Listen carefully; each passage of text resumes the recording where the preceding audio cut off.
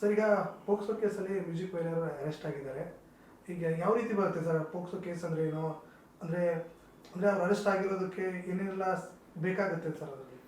ನೋಡಿ, ಪೋಕ್ಸೋ ಅಂದರೆ protection of children from sexual offence act ಅಂತ ಕರಿತೀವಿ. ಸೊ ಅದು 2012 ಎನ್ಯಾಕ್ಟ್ ಆಗಿದೆ. ಸೊ ಈ ಒಂದು ಪ್ರಕರಣದಲ್ಲಿ 18 ವರ್ಷದಿಂದ ಹಿಂದೆ ಇರುವಂಥ ಮಕ್ಕಳಿಗೆ ಏನಾದರೂ ಸೆಕ್ಷುವಲಿ ಟಾರ್ಚರ್ ಕೊಡೋದಾಗಲಿ ಅಥವಾ ಸೆಕ್ಷುವಲಿ ಇಂಟರ್ಕೋರ್ಸ್ ಮಾಡೋದಾಗಲಿ ಇನ್ನಿತರೆ ಸೆಕ್ಷುವಲ್ ಆ್ಯಕ್ಟಿವಿಟೀಸ್ ಮಾಡೋದಾಗಲಿ ಮಾಡಿದ್ರೆ ಈ ಒಂದು protection of children from sexual offence act ಅಡಿಯಲ್ಲಿ ಪ್ರಕರಣವನ್ನು ದಾಖಲು ಮಾಡ್ತಾರೆ ಪೊಲೀಸ್ನವರು. ಸೊ ನೀವು ಯಾರೋ ಮ್ಯೂಸಿಕ್ ಡೈರೆಕ್ಟರ್ ಯಾರು ಹೇಳ್ತಾ ಇದ್ದಾರೆ, ಎಸ್, ಅವರು ಏನು ಹೇಳ್ತಾ ಇದ್ದಾರೆ ಆ ಪ್ರಕರಣ ನೋಡೋದಾದರೆ ಆ ಒಂದು ಹೆಣ್ಮಗಳಿಗೆ 15 ವರ್ಷ ಅಂತ ಮಾಹಿತಿ ಇದೆ. ಸೊ ಅವರು ಅಲ್ಲಿ ಡ್ಯಾನ್ಸ್ ಆಡೋಕ್ಕೆ ಬಂದಿದ್ದರು ಅಂತ ಒಂದು ಮಾಹಿತಿ ಇದೆ. ಅದಾದ ನಂತರ ಅವ್ರನ್ನ ರೂಮ್ಗೆಲ್ಲೋ ಕರ್ಕೊಂಡೋಗಿ ಅವ್ರ ಹತ್ರ ಸೆಕ್ಷುವಲಿ ಅಬ್ಯೂಸ್ ಮಾಡ್ಕೊಂಡಿದ್ದಾರೆ ಅಂತ ಹೇಳ್ಬಿಟ್ಟು ಮತ್ತು ವೀಡಿಯೋಗಳ್ನ ಮಾಡ್ಕೊಂಡಿದ್ದಾರೆ ಅಂತ ಹೇಳ್ಬಿಟ್ಟು ಅಲಿಗೇಷನ್ ಇದೆ. ಸೊ ಈ ಒಂದು ಪ್ರಕರಣದಲ್ಲಿ 18 ವರ್ಷಗಳ ಹಿಂದೆ ಇರುವಂಥ ಹೆಣ್ಮಕ್ಳಿಗೆ ಈ ಥರ ಮಾಡಿರೋದ್ರಿಂದ ಪೋಕ್ಸೋ ಅಡಿಯಲ್ಲಿ ಇದು ಪ್ರಕರಣ ದಾಖಲಾಗಿರುತ್ತೆ. ಸೊ ಇದು ತುಂಬ ಒಂದು ಕಠಿಣವಾದ ಶಿಕ್ಷೆ ಇರುವಂತಹ ಒಂದು ಪ್ರಕರಣ ಆಗಿರುತ್ತೆ. 10 ರಿಂದ 20 ವರ್ಷಗಳ ಕಾಲ ಶಿಕ್ಷೆ ಇರುವಂತಹ ಸೆಕ್ಷನ್ಗಳನ್ನು ಇನ್ವೋಕ್ ಮಾಡಿರ್ತಾರೆ. ಸೊ ಅವ್ರನ್ನ ಅರೆಸ್ಟ್ ಮಾಡಿದ ತಕ್ಷಣ ಏನು ಮಾಡ್ತಾರೆ, ಅವ್ರನ್ನ ಮೆಡಿಕಲ್ ಎಕ್ಸಾಮಿನೇಷನ್ಗೆ ಕಳಿಸುವಂಥದ್ದು ಮಾಡ್ತಾರೆ. ಇಬ್ಬರೂ ಮೆಡಿಕಲ್ಗೆ ಕಳಿಸ್ತಾರೆ. ಯಾರನ್ನ ವಿಕ್ಟಮ್ನೂ ಮೆಡಿಕಲ್ ಎಕ್ಸಾಮಿನೇಷನನ್ನು ಮಾಡ್ತಾರೆ ಮತ್ತು ಇವ್ರನ್ನೂ ಯಾರು ಆರೋಪಿಗಳು ಇದ್ದಾರೆ ಅವ್ರನ್ನೂ ಮೆಡಿಕಲ್ ಎಕ್ಸಾಮಿನೇಷನ್ ಮಾಡ್ತಾರೆ. ಸೊ ಮೆಡಿಕಲಿ ಏನಾದರೂ ಪ್ರೂವ್ ಆದರೆ ಅದು ತುಂಬ ಕಷ್ಟ ಆಗುತ್ತೆ, ಇವ್ರು ಆಚೆ ಬರೋದು ಕಷ್ಟಕರ ಆಗುತ್ತೆ. ಸೊ ಇದೊಂದಿರುತ್ತೆ, ಮೆಡಿಕಲಿ ಇದು ಮಾಡ್ತಾರೆ. ಮತ್ತು ಅಲ್ಲಿ ಯಾಕೆ ಹೋದರು, ಅವರು 18 ವರ್ಷಕ್ಕಿಂತ ಕಮ್ಮಿ ಇರುವಂಥ ಹುಡುಗಿನ ಯಾಕೆ ಇವರು ಡ್ಯಾನ್ಸಿಗೆ ತೊಗೊಂಡ್ರು, ಫಸ್ಟ್ ಆಫ್ ಆಲು ಅವರ ನ್ಯಾಚುರಲ್ ಗಾರ್ಡಿಯನ್ ಯಾರಿದ್ದಾರೆ ಅವರ ಪರ್ಮಿಷನ್ ಇದೆಯಾ, ಅಥವಾ ಈಗ 18 ವರ್ಷಗಳ ಹಿಂದೆ ಇರುವಂತಹ ಹೆಣ್ಮಕ್ಳನ್ನ ಏನಾದರೂ ಈ ಥರ ಕೆಲಸಕ್ಕೆ ಬಳಸ್ಕೋಬೇಕು ಅಂತ ಹೇಳಿದ್ರೆ ಮ್ಯಾಜಿಸ್ಟ್ರೇಟಿಂದ ಪರ್ಮಿಷನ್ ತೊಗೋಬೇಕಾಗುತ್ತೆ, ಚೈಲ್ಡ್ ಲೇಬರ್ ಪ್ರೊಟೆಕ್ಷನ್ ಆ್ಯಕ್ಟ್ ಪ್ರಕಾರ ಮತ್ತು ಜುವೆನೈಲ್ ಜಸ್ಟಿಸ್ ಆ್ಯಕ್ಟ್ ಪ್ರಕಾರ. ಸೊ ಅದ್ರ ಪ್ರಕಾರ ಏನಾದರೂ ಇವರು ಪ್ರೊಟೆಕ್ಷನ್ ತೊಗೊಂಡಿದ್ರಾ, ಪರ್ಮಿಷನ್ ಲೆಟರ್ ತೊಗೊಂಡಿದ್ರಾ ಅನ್ನುವಂಥದ್ದೆಲ್ಲ ಇಲ್ಲಿ ನೋಡಬೇಕಾಗತ್ತೆ. ಸರ್ ಪೋಕ್ಸೋ ಕೇಸಲ್ಲಿ ಒಂದು ಬೇಲ್ ಆಗಲ್ಲ ಅನ್ನೋ ಒಂದು ಮಾಹಿತಿ ಕೂಡ ಇದೆ. ಬೇಲ್ ಆಗುತ್ತಾ, ಬೇಲ್ ಆಗಲ್ಲ? ಇಲ್ಲ, ಇದರಲ್ಲಿ ಭಾರಿ ಕಷ್ಟ ಇರುತ್ತೆ ಬೇಲ್ ಆಗುವಂಥದ್ದು. ಮಿನಿಮಮ್ ಒಂದು 3 ರಿಂದ 6 ತಿಂಗಳ ಕಾಲ ಬೇಲ್ ಆಗುವಂಥದ್ದು ಕಷ್ಟ ಇರುತ್ತೆ.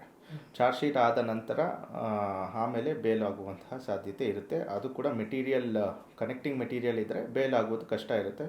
ಅದು ಸಹ ಟ್ರಯಲನ್ನು ಮುಗಿಸ್ಕೊಂಡು ಆಚೆ ಬರಬೇಕಾಗಿ ಇರುತ್ತೆ. ಸರ್ ಈಗ ಈ ಪ್ರಕರಣ ಆಗಿ 1 ರಿಂದ 1.5 ತಿಂಗಳಾದಮೇಲೆ ಈ ರೀತಿ ಕೇಸ್ ಫೈಲ್ ಆಗಿರುತ್ತೆ ಸರ್, ಅದರಿಂದ ಏನಾದ್ರು ಎಫೆಕ್ಟ್ ಆಗುತ್ತೆ ಸರ್? ನೋಡಿ, ಏನು ಎಫೆಕ್ಟ್ ಅನ್ನೋದು ಏನೂ ಇಲ್ಲ. ನೀವು ಒಂದು ಎಕ್ಸಾಂಪಲ್ ನಾನು ಕೊಡಬೇಕು ಅಂತ ಹೇಳಿದರೆ ಪ್ರಜ್ವಲ್ ರೇವಣ್ಣ ಕೇಸು ಅದರಲ್ಲಿ 3 ರಿಂದ 4 ವರ್ಷಗಳ ಕಾಲ ಡಿಲೇ ಆಗಿತ್ತು. ಬಟ್ ಆದ್ರೂ ಅದು ಒಂದು ಎಕ್ಸಾಂಪಲ್ ಆಗಿ ಸೆಟ್ ಆಗಿದೆ ಆ ಕೇಸು. ಡಿಲೇ FIR ಮತ್ತು ಕಂಪ್ಲೇಂಟ್ ಕೊಡೋದು ಡಿಲೇ ಆಗಿದ್ರು 3 ರಿಂದ 4 ವರ್ಷಗಳ ಕಾಲ.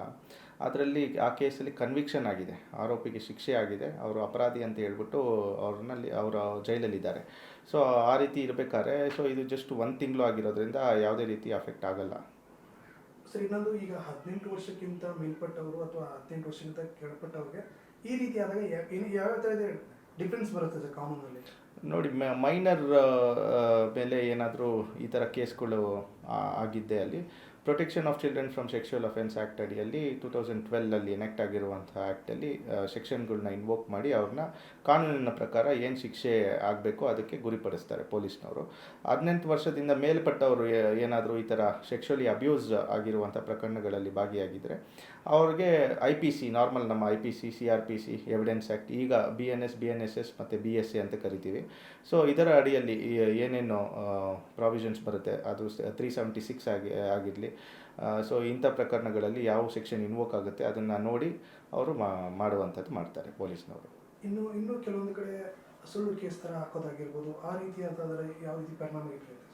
ಅಂದರೆ ಸುಳ್ಳು ಕೇಸು ಅಂತ ಹೇಳಿದರೆ ಅದನ್ನು ನೋಡಬೇಕಾಗುತ್ತೆ, ಪ್ರಕರಣವನ್ನು ನೋಡಿ ಯಾವ ರೀತಿ ಕನೆಕ್ಟಿಂಗ್ ಮೆಟೀರಿಯಲ್ ಇದೆ ಅದನ್ನು ನೋಡಿ ಆಮೇಲೆ ಅದು ಸುಳ್ಳೋ ನಿಜಾನೋ ಅಂತ ಹೇಳಿಬಿಟ್ಟು ಅದನ್ನು ಕೋರ್ಟಲ್ಲಿ ಯಾರು ಅವ್ರಿಗೆ ಬೇಲ್ ಹಾಕ್ತಾರೆ ಅದನ್ನು ವಾದ ಮಾಡಬೇಕಾಗಿ ಬರುತ್ತೆ.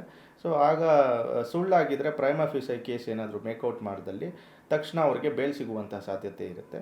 ಏನಾದರೂ ಕನೆಕ್ಟಿಂಗ್ ಮೆಟೀರಿಯಲ್ ಇದ್ದರೆ ಅವ್ರ ಮೇಲೆ ಜಾಸ್ತಿ ಎವಿಡೆನ್ಸ್ಗಳು ಇದ್ದಲ್ಲಿ ಬೇಲ್ ರಿಜೆಕ್ಟ್ ಆಗುವಂಥ ಸಾಧ್ಯತೆಯೂ ಇರ್ತದೆ. ಎಷ್ಟು ವರ್ಷಗಳ ಕಾಲ ಶಿಕ್ಷೆ ಆಗುವಂಥ ಸಾಧ್ಯತೆ?